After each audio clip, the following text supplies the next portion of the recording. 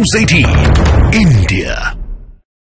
और इस बीच संदेश खाली की घटना पर हो रही सियासत से जुड़ी हुई एक बड़ी खबर है। कल देर रात बीजेपी नेता सुकांत मजूमदार ने पश्चिम बंगाल के गवर्नर से मुलाकात की है। इस दौरान सुकांत मजूमदार ने बताया कि उन्होंने राज्यपाल को ये बता दिया है कि कैसे उनके साथ संदेश खाली जाते वक्त गलत व्यवहार हुआ।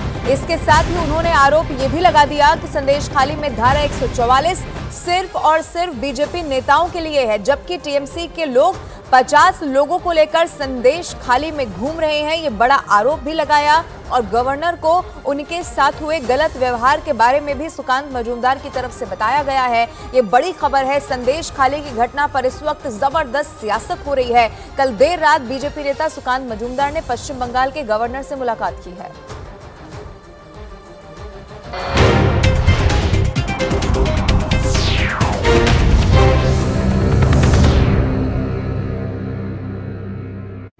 अगुवाई में कांग्रेस कार्यकर्ता सड़कों पर उतरा।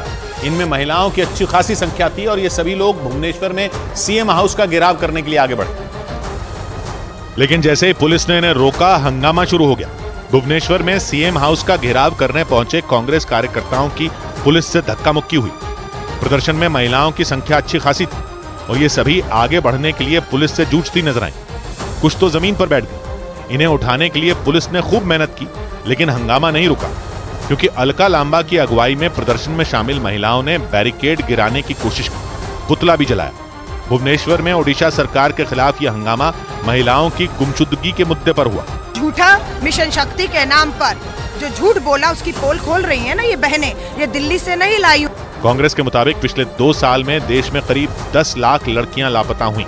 इनमें ओडिशा की लड़कियों की संख्या ज्यादा है और इसीलिए कांग्रेस ने ओडिशा सरकार के खिलाफ मोर्चा खोला और सीएम हाउस का घेराव करने की कोशिश की। इधर जम्मू कश्मीर के रामबन में पहाड़ खिसकने से हाईवे बंद हो गया। जम्मू कश्मीर के रामबन में पहाड़ खिसकने से जम्मू श्रीनगर नेशनल हाईवे पर हालात और बिगड़ गए। पिछले 4 दिन से वहां पहाड़ों से मलबा गिरने का सिलसिला जारी है। मध्य प्रदेश के देवास में पुलिस ने 80 किलो गांजा बरामद करने का दावा किया। इस सिलसिले में 3 लोग गिरफ्तार किए गए। बताया गया कि वो तीनों अलग अलग मोटरसाइकिल से कंबलों में गांजे को छिपाकर ले जा रहे थे। उत्तर प्रदेश के मथुरा में महाराष्ट्र के ठाणे से पहुंची एक महिला की संदिग्ध हालात में मौत हो गई। बताया गया कि वो महिला मथुरा में अपने एक दोस्त के यहाँ आकर रुकी थी। उधर दक्षिण अमेरिका में अमेज़न के जंगल में दुनिया का सबसे बड़ा सांप मिलने की खबर आई।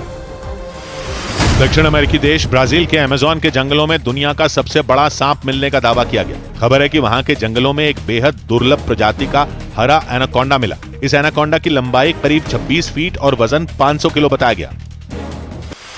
सुप्रीम कोर्ट परिसर में chief justice of India DY Chandrachud ने आयुष समग्र कल्याण केंद्र का उद्घाटन किया। इसके जरिए लोगों को आयुर्वेदिक दवाइयां मिलेंगी। दिल्ली शराब घोटाला मामले में ईडी ने मुख्यमंत्री अरविंद केजरीवाल को पूछताछ के लिए 7वीं बार समन्स भेजे। जांच एजेंसी ने उन्हें सोमवार को पूछताछ के लिए बुलाया। अरविंद केजरीवाल इस मामले में एक बार भी ईडी के सामने पेश नहीं हुए। उधर उत्तर प्रदेश के बाद विपक्षी गठबंधन के बीच दिल्ली, हरियाणा और गुजरात में भी सीट शेयरिंग पर बात बन सकती है। सूत्रों ने खबर दी कि कांग्रेस और आम आदमी पार्टी के बीच सीट बंटवारे का फॉर्मूला तय हो गया। यानी अखिलेश यादव के साथ बात बनने के अगले ही दिन कांग्रेस और आम आदमी पार्टी के बीच भी बात बनती नजर आई, क्योंकि सूत्रों ने खबर दी कि कांग्रेस और आम आदमी पार्टी के बीच सीट शेयरिंग का फॉर्मूला तय हो गया। इसके तहत दिल्ली की 7 लोकसभा सीटों में 4 पर आम आदमी पार्टी और 3 पर कांग्रेस चुनाव लड़ सकती है। इससे पहले ही सीट शेयरिंग पर केजरीवाल का नर्म रुख दिख गया था। देखिए अगले 1-2 दिन में क्या होगा। लेकिन सूत्रों ने खबर दी कि विपक्षी गठबंधन में दिल्ली के अलावा हरियाणा और गुजरात में भी सीट शेयरिंग पर सहमति बन गई और गुजरात में आम आदमी पार्टी 2 सीटों पर चुनाव लड़ सकती है। ये दोनों सीटें भरूच और भावनगर हैं। इसके अलावा आम आदमी पार्टी हरियाणा में 1 सीट पर चुनाव लड़ सकती है, जबकि कांग्रेस चंडीगढ़ से चुनाव लड़ सकती है। इस बीच 22 मार्च को IPL का पहला मैच चेन्नई में खेला जाएगा। 22 मार्च से इंडियन प्रीमियर लीग 2024 का आगाज होगा। इस सीजन का पहला मैच चेन्नई में चेन्नई सुपर किंग्स और RCB के बीच खेला जाएगा। लोकसभा चुनाव को देखते हुए इस साल IPL 2 चरणों में होगा। पहले चरण में 21 मैच खेले जाएंगे।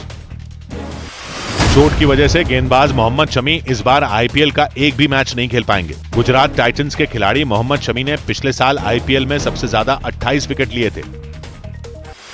एक कार्यक्रम के दौरान केंद्रीय वित्त मंत्री निर्मला सीतारामन ने यूपी के मुख्यमंत्री योगी आदित्यनाथ की कई बार तारीफ की। वो गोरखपुर में इनकम टैक्स विभाग के नए भवन के लोकार्पण समारोह में पहुंची थी।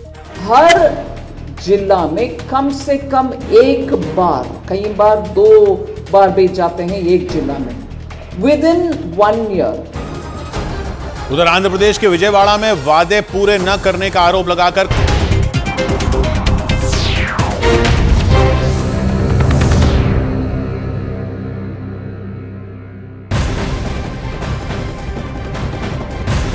दिल्ली पुलिस की क्राइम ब्रांच की टीम ने लॉरेंस बिश्नोई और हाशिम बाबा गैंग के 2 शूटर्स को गिरफ्तार कर लिया है। यमुना खादर इलाके में क्राइम ब्रांच का लॉरेंस बिश्नोई हाशिम बाबा गैंग के शूटर्स के साथ यहां पर आमना सामना हुआ, मुठभेड़ हुई।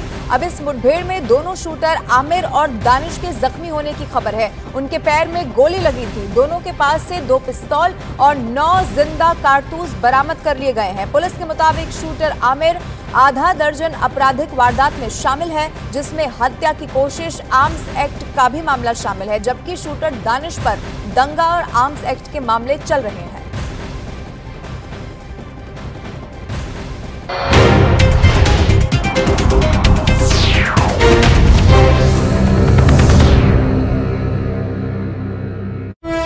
नेताओं ने राज्य की जगन सरकार के खिलाफ जोरदार प्रदर्शन किया। कांग्रेस ने सरकार के खिलाफ चलो सचिवालय रैली निकाली और सैकड़ों की संख्या में कांग्रेस के कार्यकर्ता सचिवालय का घेराव करने के लिए सड़क पर उतरा। विरोध प्रदर्शन के दौरान पुलिस ने प्रदेश कांग्रेस अध्यक्ष वाईएस शर्मिला रेड्डी को हिरासत में ले लिया। वाईएस शर्मिला रेड्डी को पुलिस वैन में बिठा दिया गया। हालांकि इस दौरान वो पुलिस वैन की गाड़ी के दरवाजे पर खड़ी होकर अपने कार्यकर्ताओं के साथ नारेबाजी करते दिखी। पुलिस ने उनके साथ कांग्रेस के कई कार्यकर्ताओं को हिरासत में ले लिया। वाईएस शर्मिला रेड्डी आंध्र प्रदेश के मुख्यमंत्री वाईएस जगनमोहन रेड्डी की बहन है। हिरासत में लिए जाने और घर में नजरबंद किए जाने के डर से 1 रोज पहले उन्होंने विजयवाड़ा में कांग्रेस दफ्तर में ही रात गुजारी थी।